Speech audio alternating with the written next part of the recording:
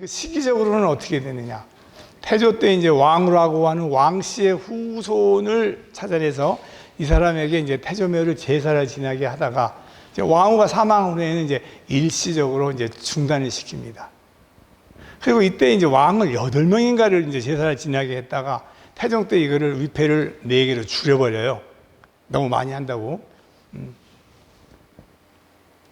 그리고 이제 다시 세종 때에 이제 산천에 이 단묘, 이제 그 무슨 단, 무슨 묘, 이런 것처럼 예전에는 이제 산천에 있는 약간 미신적이라고 요즘에는 하지만 산천 신앙이나 이런 거를 할 때 많은 이제 제단이나 이런 걸 만들었거든요. 사당을.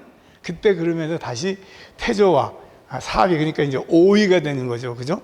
그래서 이거 다시 상정을 해서, 이제 제사를 지내게 해줘요. 그런데 이제 이게 하도 그 말들이 많아요. 이거를 왜 하느냐. 그래도 이왕 우리가 했으면 좀 잘해주자. 그렇게 해서 수없이 변하게 됩니다. 그러다가 이것이 이제 문종 때 이제 본격적으로 정비를 시작해요. 그래서 여기 이제 마전에 있는 건물도 이제 수리를 하고, 그리고 이제 마전현에서 이거를 군. 그러니까 현보다, 면보다 하나 높은 단위가 뭐죠? 군이죠. 그래서 여기서 군으로 만들어져요. 그 까닭은 뭐냐? 그래도 전 왕의 왕조의 사당을 모시고 있는 지역인데 그렇게 품격이 떨어지는 현으로 하면 되겠느냐? 그래서 그거를 군으로 올려줍니다. 그래서 이 군 의미를 여러분들이 잘 새겨들어야 돼요. 그리고 또 하나가 뭐냐면 이 전입니다. 이 전이 별거 아닌 것 같죠? 이 전은 뭘 의미하는 거죠? 여러분들 그 말씀 들어보셨죠? 건물에도 계급이 있다고. 건물에 계급이 있어요. 경복궁에 가시면요, 여러분들 딱 들어가면 제일 큰 그 건물이 이름이 뭐예요? 경복 뭐하러 갔다 오셨어요? 거기 그냥 놀러 갔다 오신 건 아닐 거고 공부하러 갔다 오신 거 아니에요? 광화문을 지나면 그 다음에 또 흑례문이라고 문이 하나 있고 그 다음에 있는 거 건물이 있잖아. 신하들 다 모여있고 근정전. 왜 거기다가 이 전을 썼을까요? 근데 뒤에 다시 한번 제가 강조하려고 내가 넣어놓은 것 같은데, 이 전이라는 건 대궐, 궁궐, 임금이 거처하거나 임금이 사물을 보거나 하는 그 건물만 이 전자가 들어가요. 그러니까 숭의전은 그러면 뭐예요? 들어갈 수가 없는 거죠. 그렇지만 조선 왕조에서 전 고려 왕조의 왕들의 위패를 모신 곳이라고 해서 이 전자 사용을 허락을 하는 겁니다. 그러니까 전부 다른 궁궐도 가보세요. 거기 보면 이제 경복궁에서도 근정전은 진물을 보는 곳이잖아. 그 뒤에 가면 왕비하고 같이 사는 그 이제 숙소가 있잖아요. 숙소 이름은 뭐죠? 교태전. 그래서 그 교태전에 올라가면 저기 없어. 맨 위에 있는 그걸 용마루라 하나 그게 없어요. 그건 남녀가 같이 섞여 있는 곳이라서. 그리고 나머지는 다 그걸 만들어놔서 왕의 권위를 지켜주는 거예요. 그래서 숭의전은 작고 보잘것이 없지만 전이 붙어요. 그리고 나서 이제 나머지를 허용해 준 게 뭐냐면 여러분들 절에 가면 제일 큰 집이 대개 이름이 뭐죠? 거기도 전자가 붙죠. 그 다음에 어디야? 향교에 가면은 공자 모시는 거 이름이 뭐예요? 대성전이라고 그래서 대성전. 클 때에다가 이룰 성자. 그래서 대표적인 종교 집단의 그러니까 그 신도들의 이제 비율을 맞추기 위해서, 그래서 그 석가, 그러니까 이제 부처를 모신 곳은 전이라고 쓰고, 그리고 또 공자를 모신 곳, 그곳은 대성전이라고 써요. 그리고 그 외에는 숭의전이 거의 유일한 전이 들어가는 건물이다. 이걸 기억을 해주시면 돼요. 전이라는 게, 그러니까 이제 계급이 있다고 그랬잖아요. 그러면 이제 그 다음에 급은 뭐겠어요? 그 그건 각이에요, 각. 그래서 여러분들 무슨 각 이런 얘기 많이 들으셨죠? 지금 저도 갑자기 무슨 보신각도 그러니까 전 다음에는 높은 데죠. 그리고 이제 거기 경복궁 안에도 무슨 각, 그리고 이제 그 다음에는 누가 이제 거기서 뭐 무슨 당, 또 무슨 헌 이런 얘기 나오죠. 그거는 이제 일반인들, 그 다음에 또 무슨 제. 그러니까 되게 사람들이 이제 자기 호를 자기가 살던 집이나 그런 걸 많이 따죠. 여러분들 잘 아시는 신채호 호가 뭐예요? 그 제야. 집제. 자기가 사는데. 윤봉길은요? 윤봉길. 예? 윤봉길을 의사라고 하잖아요. 아니, 윤봉길은 의사인데, 그거는 이제 우리가 붙여주는 그 사람의 행적에 따라서 이제 붙여주는 게 의사고, 윤봉길의 호. 매화 매자를 써서 매헌. 집 헌자잖아? 그래서 그런 것들은 이제 일반 서민들이나 사대부집에서 이제 쓸 수가 있는데, 이 전은 못 써요. 반역이야.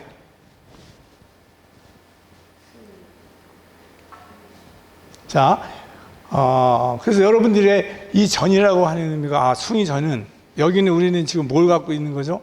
궁궐을 갖고 있는 지역이에요, 여기가. 이제 의미를 명확히 아셨겠죠? 이게 왜 전인가? 다른데 이 전을 함부로 쓸 수가 없어요.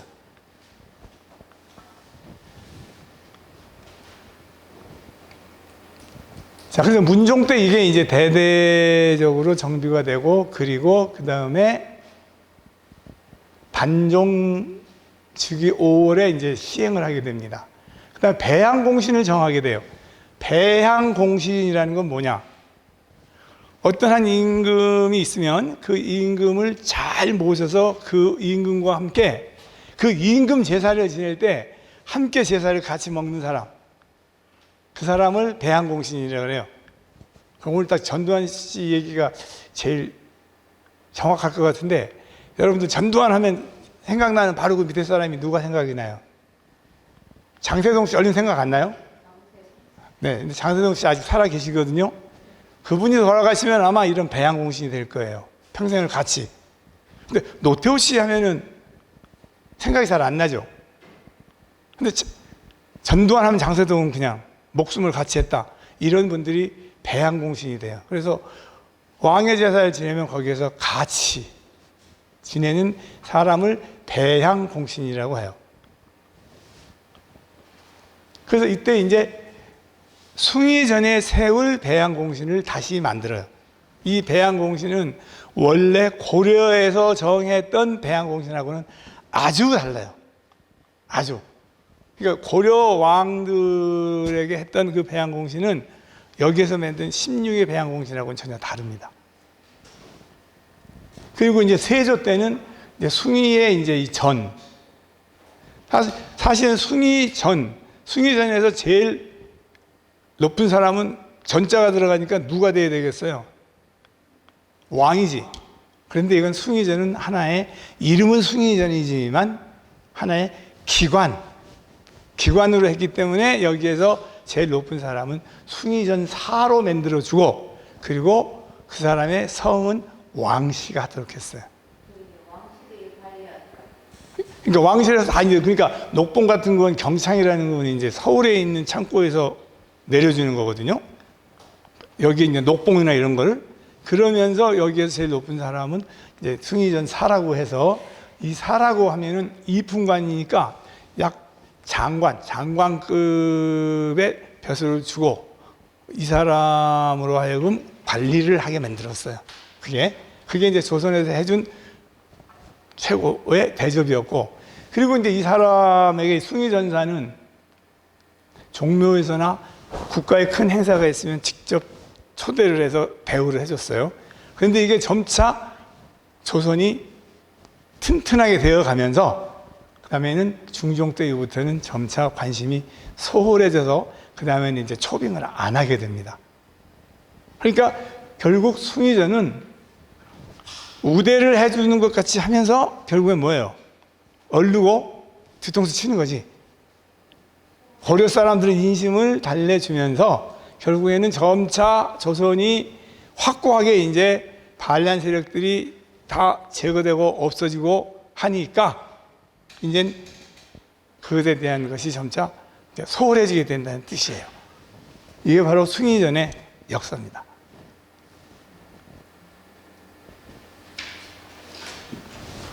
자, 이거는 이제 다시 한번 위치를 한번 우리가 이제 재확인해 보는 건데, 경기도 마정군에 이제 서쪽 오리에 있었고, 고려에 이제 태조, 현종, 문종, 원종을 향사했다가 처음에 했다가 그 다음에 없애버리려고 했다가 다시 5명으로 늘렸다가 또 8명으로 늘렸다 또 줄였다가 또 뭐 이제 이러한 것을 이제 여기에서는 얘기를 하고 있습니다. 처음에 이제 그 마전에 앙암사에 있었으므로 그곳에 이제 사당을 세웠다. 지금 현재는 이제 앙암이란 말은 없어졌고 지금 숭의전의 제실 이름이 앙암제죠. 그게 이제 처음에 있었던 게 여기가 태조 묘실에 앙암사가 있었기 때문에 그걸 따서 제실 이름으로 붙였어요. 그리고 이제 여기는 아까 말씀드렸죠.